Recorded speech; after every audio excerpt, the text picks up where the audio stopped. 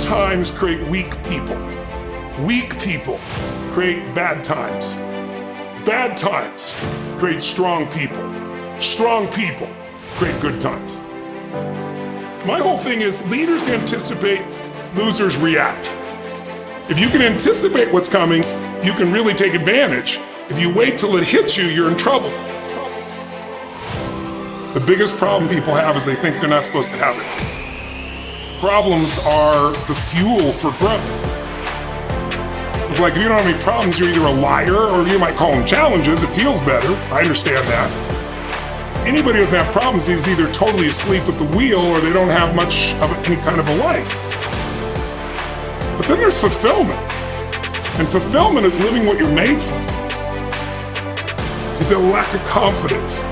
No, it's a lack of mission. I like winning. I like being the best at what I do, so I'm not going to settle for less than that. Why would I? Michael Jordan making 1,000 shots before you take a break. So you look at Jordan, or you look at, LeBron, or you look at anybody who's the best in the world at what they do, and you go, aren't they lucky? But if you actually study them, you'll see they're doing things, they're practicing in private things that make them certain in public, and they get rewarded for what they do in public. Yeah. And you got to do the same. When you just know you're going to mess up, it's not going to be perfect.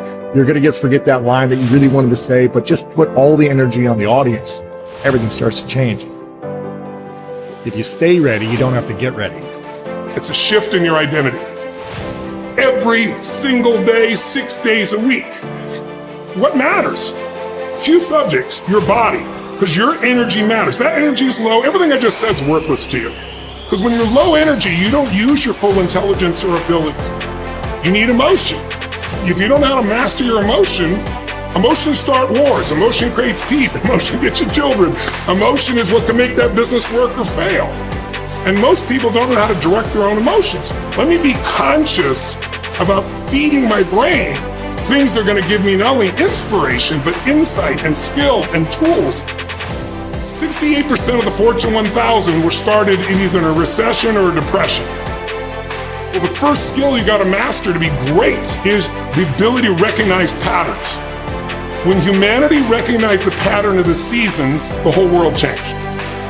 Because we went from hunter-gatherers trying to survive from place to place where we're exposed to everything, to wait a second.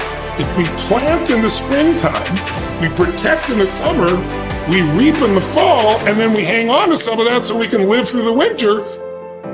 That created communities for the first time, and then eventually cities and states and countries. So that changed the world. What'll change a person's life is when you realize there's also a set of seasons in your own life.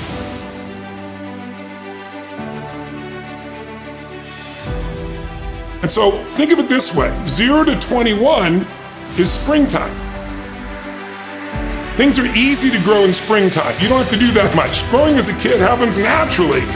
But overall, life is supporting you. It's sending you, teaching you, sharing with you. Now, when you get from 21 to 41 or 22 to 42, whatever range you want to talk about, you now are in the real world. And now you go test what you learned in your springtime. So you start to learn, test, figure out what's real. It's an important stage of life.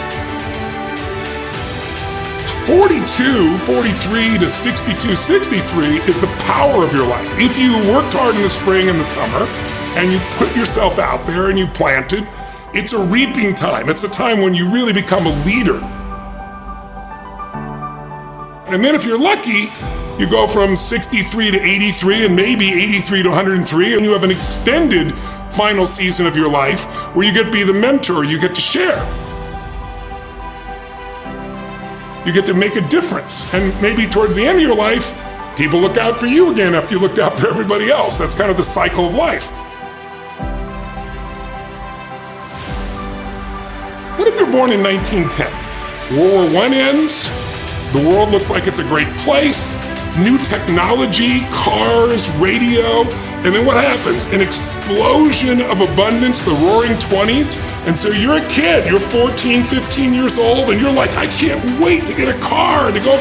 But what happens? happened when that person hit the next stage of life, 19, 20, 21 years old. As they came of age, it's 1929. And suddenly, people are jumping out of buildings, total depression, dust bowl, nobody's got jobs. It looks horrific, and it was horrific. But did they get a break? No, when they turned 29, it's 1939. It looked like the whole world was gonna end. Hitler was sweeping across Europe, bombing London.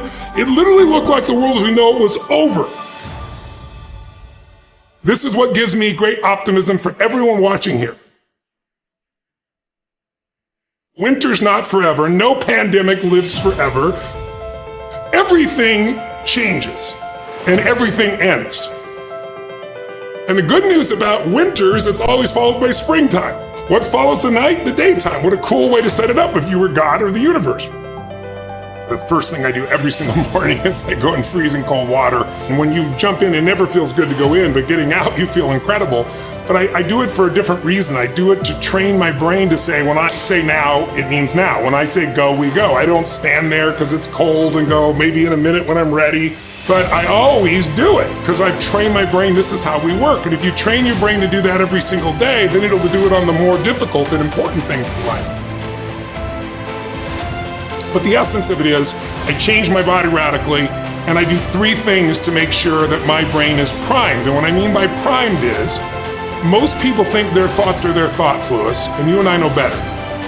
Most people just don't understand that you are being primed all the time, and unless you prime yourself, you're gonna be primed by the environment. So I wanna take control of my brain, so I do 3 quick things. 1, I take 3 minutes of those 10 minutes, after I've changed my body, and I focus on 3 different events in my life that I'm grateful for. I usually pick 2 big ones and 1 small one. It could be as simple as a smile on my daughter's face, and it changes your biochemistry. Then real fast, I do this 3-minute process that's kind of like a blessing, and then 3 minutes, the last 3 minutes are called 3 to Thrive, where I focus on 3 things I want to accomplish, and instead of thinking I want to accomplish, I see, feel, and experience it as done. I feel grateful, I celebrate it, and it trains your brain. So in 10 minutes, I'm done. 3rd thing that I'll do, I immediately send a message or a text or an audio message to somebody as a sincere compliment. And I don't go, dude, great job, or wow, you're cool. I say, hey, listen, I saw you on Tuesday with those kids, and I saw you take that extra 20 minutes no one else did. And I just want you to know, I saw that, I thought that was incredible. So I'm always very specific so they know it's not just some positive thinking bullshit call, it's sincerely doing it. It makes me constantly look for the good in the people I work with. 4th thing I do is whatever I don't want to do, the most challenging part of the day. What's a story we all love? It's the comeback story. It's the comeback, it's the Rocky, it's that music where all of a sudden you step back up and you take control and rock. Good times create weak people. Weak people create bad times. Bad times create strong people. Strong people create good times. Hey there. If you're enjoying our content, show some love. Like, share, comment, and subscribe to stay tuned for more. Let's build something awesome together. Subscribe for more now.